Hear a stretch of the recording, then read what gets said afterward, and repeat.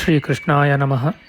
ವಸುದೇವಸುತಂ ದೇವಂ ಕಂಸಚಾಣೂರಮರ್ದನಂ ದೇವಕೀ ಪರಮಾನಂದಂ ಕೃಷ್ಣಂ ವಂದೇ ಜಗದ್ಗುರುಂ. ಬ್ರಹ್ಮಸ್ಥಾನ ಸರೋಜ ಮಧ್ಯವಿಲಸಚ್ಛೀತಾಂಶು ಪೀಠಸ್ಥಿತಂ ಸ್ಫೂರ್ಜತ್ಸೂರ್ಯರುಚಿಂ ವರಾಭಯಕರಂ ಕರ್ಪೂರಕುಂದೋಜ್ವಲಂ ಶ್ವೇತಸ್ರಗ್ವಸನಾನುಲೇಪನಯುತಂ ವಿದ್ಯುದ್ರುಚಾ ಕಾಂತಯಾ ಸಂಶ್ಲಿಷ್ಟಾರ್ಧತನುಂ ಪ್ರಸನ್ನವದನಂ ವಂದೇ ಗುರುಂ ಸಾದರಂ. ಶ್ರೀಗುರುಭ್ಯೋ ನಮಃ. ಲಂಬೋದರಂ ಪರಮಸುಂದರಮೇಕದಂತಂ ರಕ್ತಾಂಬರಂ ತ್ರಿನಯನಂ ಪರಮಂ ಪವಿತ್ರಂ ಉದ್ಯದ್ದಿವಾಕರಕರೋಜ್ವಲಕಾಯಕಾಂತಂ ವಿಘ್ನೇಶ್ವರಂ ಸಕಲವಿಘ್ನಹರಂ ನಮಾಮಿ. ತ್ವಾಂ ದೇವ ವಿಘ್ನಧಲನೇತಿ ಚ ಸುಂದರೇತಿ ಭಕ್ತಿಪ್ರಿಯೇತಿ ಸುಖದೇತಿ ಫಲಪ್ರದೇತಿ ವಿದ್ಯಾಪ್ರದೇತ್ಯಗಹರೇತಿ ಚ ಯೇ ಸ್ತುವಂತಿ ತೇಭ್ಯೋ ಗಣೇಶವರದೋ ಭವನಿತ್ಯಮೇವ. ಶ್ರೀಮಹಾಗಣಪತಯೇ ನಮಃ.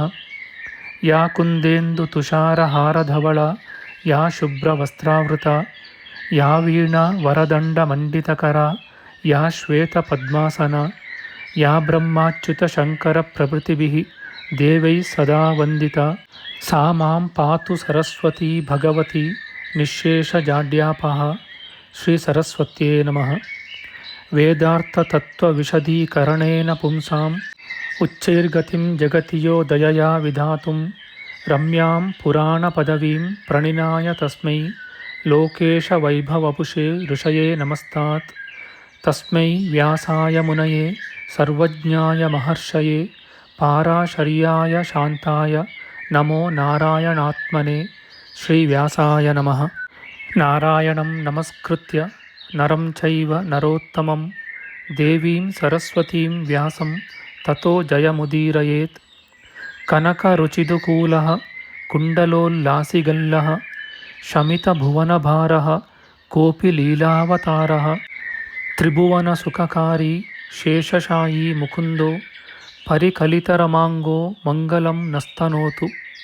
ನಮಾಮಿ ಗೋವಿಂದಪದಾರವಿಂದಂ ಸದೇಂದಿರಾನಂದನಮುತ್ತಮಾಡ್ಯಂ ಜಗಜ್ಜನಾನಾಂ ಹೃದಿ ಸನ್ನಿವಿಷ್ಟಂ ಮಹಾಜನೈಕಾಯನಮುತ್ತಮೋತ್ತಮಂ. ನಮಸ್ತೆ ಚಕ್ರಹಸ್ತಾಯ ಶಾಂಗಹಸ್ತಾಯ ತೇ ನಮಃ. ನಂದಹಸ್ತಾಯ ತೇ ವಿಷ್ಣೋ ಶಂಖಹಸ್ತಾಯ ತೇ ನಮಃ.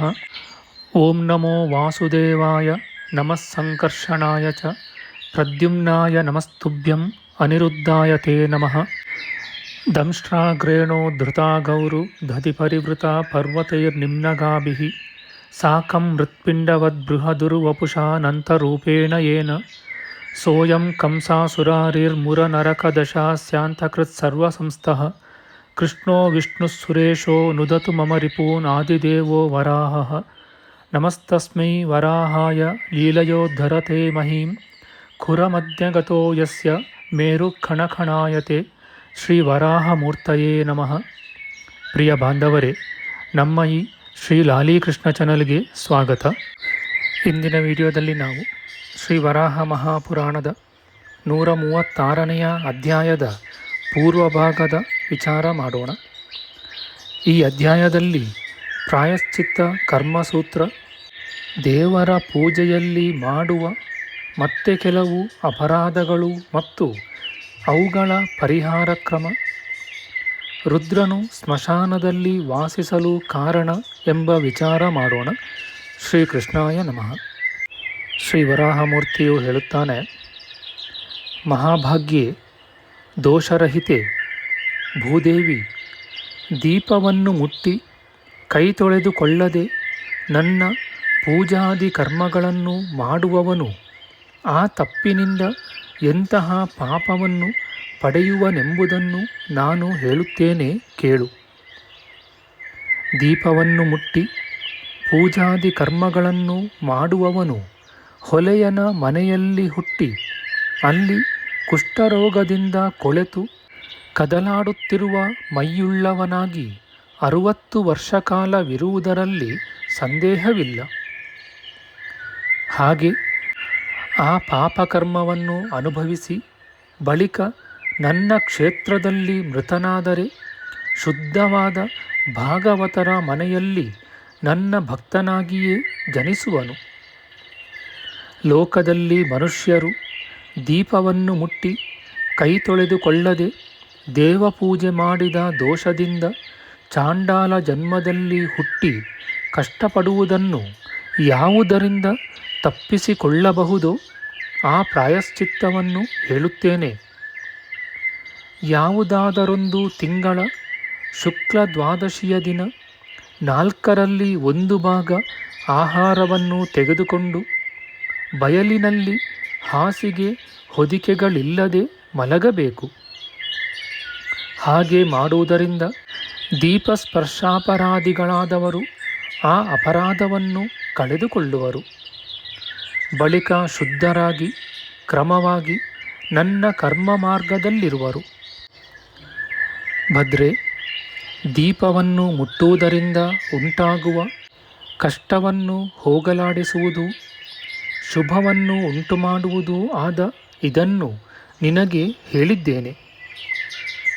ಸ್ಮಶಾನಕ್ಕೆ ಹೋಗಿ ಸ್ನಾನ ಮಾಡದೆ ನನ್ನನ್ನು ಮುಟ್ಟುವವನು ನನಗೆ ಮಾಡಿದ ದೋಷದ ಅಪರಾಧದಿಂದ ಯಾವ ದುಷ್ಫಲವನ್ನು ಪಡೆಯುವನೋ ಕೇಳು. ಅವನು ಭೂಮಿಯ ಮೇಲೆ 14 ವರ್ಷ ನರಿಯಾಗಿರುವನು, 7 ವರ್ಷ ಪಕ್ಷಿರಾಜನಾದ ಹದ್ದಾಗುವನು. ನರಿಯಾಗಿರುವಾಗಲೂ ಹದ್ದಾಗಿರುವಾಗಲೂ ಮನುಷ್ಯ ಮಾಂಸವನ್ನು ತಿನ್ನುತ್ತಿದ್ದು ಬಳಿಕ ಪಿಶಾಚವಾಗಿ ಹುಟ್ಟಿ 14 ವರ್ಷ ಕಾಲವಿರುವನು. ಬಳಿಕ 30 ವರ್ಷ ಕಾಲ ಹೆಣದ ಎಂಜಲನ್ನು ತಿನ್ನುವನು. ಭೂದೇವಿಯು ನಾರಾಯಣನಿಂದ ಇದನ್ನು ಕೇಳಿ ಅವನೊಡನೆ ಮಾತನಾಡಿದಳು. ಲೋಕನಾಥ, ಜನಾರ್ದನ, ದೇವ, ನನಗೆ ಬಹು ಕುತೂಹಲ ಉಂಟಾಗಿದೆ. ನನಗೆ ಈ ಪರಮ ರಹಸ್ಯ ವಿಚಾರವೆಲ್ಲವನ್ನೂ ನೀನು ಹೇಳಬೇಕು. ಪುಂಡರೀಕಾಕ್ಷ, ಸ್ಮಶಾನವು ಈಶ್ವರನು ಹೊಗಳಿರುವುದಾಗಿದೆ. ದೇವ, ಶಿವನು ಹೊಗಳಿರುವ ಪವಿತ್ರವಾದ ಸ್ಮಶಾನದಲ್ಲಿ ಮಹಾಬುದ್ಧಿವಂತನೂ ಭಗವಂತನೂ ಆದ ಆ ದೇವನು ಅಲ್ಲಿ ಹೊಳೆಯುವ ಅತಿ ದೃಢವಾದ ಕಪಾಲವನ್ನು ಧರಿಸಿ ಯಾವಾಗಲೂ ಕ್ರೀಡಿಸುತ್ತಿರುವನು. ಕಮಲದಳನೇತ್ರ, ರುದ್ರನಿಗೆ ರಾತ್ರಿಯ ವೇಳೆಯಲ್ಲಿ ಪ್ರಿಯವಾದುದಾಗಿ ಅವನು ಹೊಗಳಿರುವ ಸ್ಮಶಾನವನ್ನು ನೀನೇಕೆ ತೆಗಳುತ್ತೀಯೇ?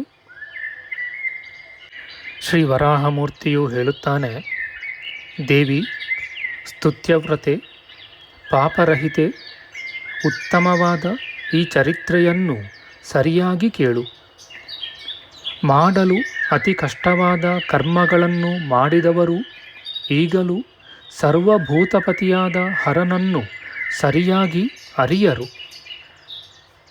ತ್ರಿಪುರದಲ್ಲಿ ರುದ್ರನು ಬಾಲರನ್ನು, ವೃದ್ಧರನ್ನು, ರೂಪವತಿಯರಾದ ವನಿತೆಯರನ್ನು ಕೊಂದು ಆ ಪಾಪವನ್ನು ಚೆನ್ನಾಗಿ ಕಟ್ಟಿಕೊಂಡು ಕೆಲಸ ಮಾಡಲು ಚಲಿಸಲು ಆಗದೇ ಇದ್ದನು. ಯೋಗಿಯಾದ ಅವನ ಮಾಯೆಯು ಹಾಳಾಯಿತು. ಮನಃಶಕ್ತೈಶ್ವರ್ಯಗಳನ್ನು ಕಳೆದುಕೊಂಡ ಆ ಮಹೇಶ್ವರನು ಬಣ್ಣಗೆಟ್ಟ ಮುಖವುಳ್ಳವನಾಗಿ ಸರ್ವಗಣಗಳೊಡಗೂಡಿ ಅಲ್ಲೇ ಇದ್ದನು. ದೇವಿ ವಸುಂಧರೆ, ಬಳಿಕ ಶಿವನ ಮಾಯೆಯು ನಾಶವಾಯಿತೆಂಬುದನ್ನು ಅರಿತ ನಾನು ಆ ಶಂಕರನೇ ನನ್ನ ಹತ್ತಿರ ಬರುವನೆಂದು ಅವನನ್ನು ಧ್ಯಾನಿಸಿದೆನು. ಆದರೆ ದೇವಿ, ನಾನು ದಿವ್ಯ ದೃಷ್ಟಿಯಿಂದ ಸರ್ವಭೂತ ಮಹೇಶ್ವರನೂ ತ್ರಿನೇತ್ರನೂ ಆದ ಆ ರುದ್ರನು ಮಾಯಾಬಲವನ್ನು ಕಳೆದುಕೊಂಡಿರುವನೆಂಬುದನ್ನು, ಯಜ್ಞವನ್ನು ಮಾಡಲಿಷ್ಟವುಳ್ಳವನಾಗಿರುವುದೆಂಬುದನ್ನು ನೋಡುತ್ತಲೂ ನಾನೇ ಅವನಿದ್ದಲ್ಲಿಗೆ ಹೋದೆನು.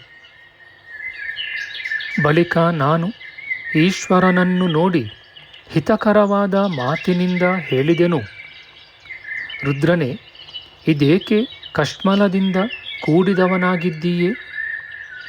ನೀನು ಕರ್ತೃವೂ ವಿಕರ್ತೃವೂ ವಿಕೃತಾಕೃತಿಯೂ ಆಗಿದ್ದೀಯೆ.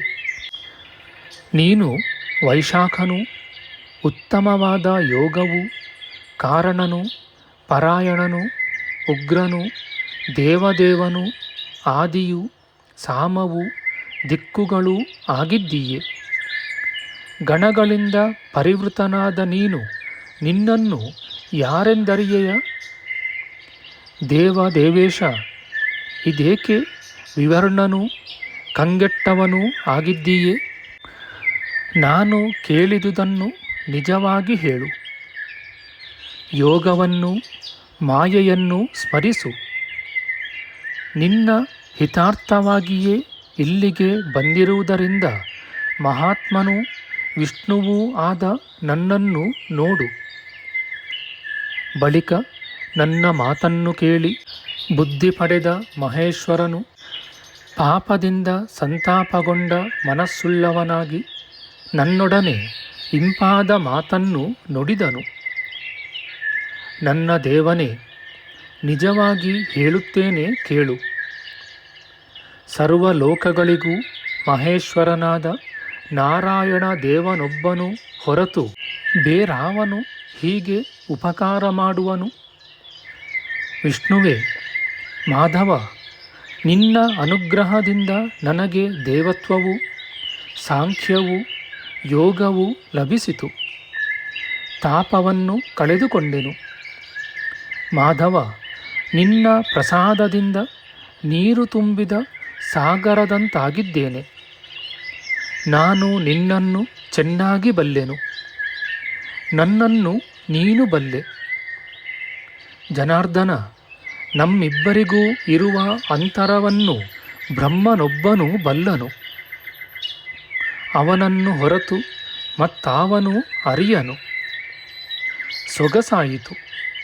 ವಿಷ್ಣುವೇ, ಮಹಾಭಾಗ್ಯನೇ, ಸರ್ವಮಾಯಾಕರಂಡಕ ಎಂದು ಹೀಗೆ ಭೂತ ಮಹೇಶ್ವರನಾದ ಹರನು ನನಗೆ ಹೇಳಿ ಸ್ವಲ್ಪ ಹೊತ್ತು ಯೋಚಿಸಿ ಮತ್ತೆ ನನ್ನೊಡನೆ ಮಾತನಾಡಿದನು. ಮಾಧವ, ವಿಷ್ಣುವಾದ ನಿನ್ನ ಅನುಗ್ರಹದಿಂದ ನಾನು ಆ ತ್ರಿಪುರವನ್ನು ಹಾಳು ಮಾಡಿದೆನು. ಅಲ್ಲಿ ರಾಕ್ಷಸರನ್ನು ಕೊಂದೆನು. ಗರ್ಭಿಣಿಯರನ್ನು ಕೊಂದು ಹಾಕಿದೆನು. ದಿಕ್ಕು ದಿಕ್ಕಿಗೆ ಓಡುತ್ತಿದ್ದ ಮಕ್ಕಳನ್ನು, ಮುದುಕರನ್ನು ಕೊಂದೆನು. ಮಾಧವ, ಪಾಪ ದೋಷದಿಂದ ಯೋಗ ಮಾಯೆಗಳನ್ನು, ಐಶ್ವರ್ಯವನ್ನು ಪೂರ್ತಿಯಾಗಿ ಕಳೆದುಕೊಂಡವನಾಗಿ ಚಲಿಸಲು ಶಕ್ತಿ ಇಲ್ಲದೆ ಇದ್ದೇನೆ. ವಿಷ್ಣುವೇ, ಪಾಪದಲ್ಲಿರುವ ನಾನು ಈಗ ಏನು ಮಾಡಲಿ? ವಿಷ್ಣು, ಪಾಪವನ್ನು ಹೋಗಲಾಡಿಸುವ ಪ್ರಾಯಶ್ಚಿತ್ತವನ್ನು ಸರಿಯಾಗಿ ಹೇಳು. ಯಾವ ಪ್ರಾಯಶ್ಚಿತ್ತವನ್ನು ಮಾಡಿದ ಮಾತ್ರದಲ್ಲಿಯೇ ಪಾಪವನ್ನು ಕಳೆದುಕೊಂಡು ಶುದ್ಧನಾಗುವೆನು ಎಂದನು. ನಮ್ಮ ಮುಂದಿನ ವಿಡಿಯೋದಲ್ಲಿ ನಾವು ಶ್ರೀ ವರಾಹ ಮಹಾಪುರಾಣದ 136ನೆಯ ಅಧ್ಯಾಯದ ದ್ವಿತೀಯ ಭಾಗದ ವಿಚಾರ ಮಾಡೋಣ. ಆಧ್ಯಾತ್ಮಿಕ ಚರ್ಚೆ ಮತ್ತು ವಿಚಾರ ವಿನಿಮಯಕ್ಕಾಗಿ ಶುರು ಮಾಡಿದ ಈ ಚಾನಲ್ನಲ್ಲಿ ನಾವು ಅಪ್ಲೋಡ್ ಮಾಡುವ ಎಲ್ಲ ವಿಡಿಯೋಗಳನ್ನು ಸಂಪೂರ್ಣವಾಗಿ ನೋಡಿ ನಿಮ್ಮ ಸಲಹೆಗಳನ್ನು ಕಮೆಂಟ್ ಬಾಕ್ಸ್ನಲ್ಲಿ ಬರೆಯಿರಿ. ದಯವಿಟ್ಟು ಈ ಚಾನಲ್ಗೆ ಸಬ್ಸ್ಕ್ರೈಬ್ ಮಾಡಿ ಹಾಗೂ ಬೆಲ್ ಬಟನ್ ಒತ್ತಿ ನಾವು ಹಾಕುವ ಎಲ್ಲ ವಿಡಿಯೋಗಳನ್ನು ನೋಡಿ ಪ್ರೋತ್ಸಾಹಿಸಿ.